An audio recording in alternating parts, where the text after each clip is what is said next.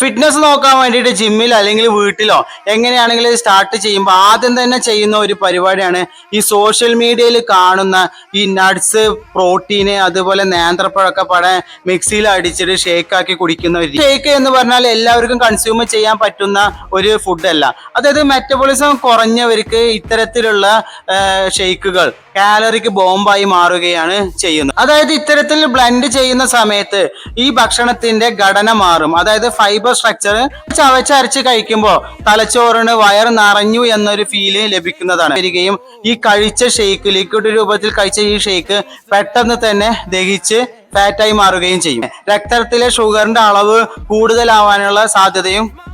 നിങ്ങളുടെ ശരീരപ്രകൃതിക്ക് അനുയോജ്യമായിട്ടുള്ള ഡയറ്റും അതുപോലെ വർക്കൗട്ടുമാണ് നിങ്ങൾ സെലക്ട് ചെയ്യേണ്ടത്.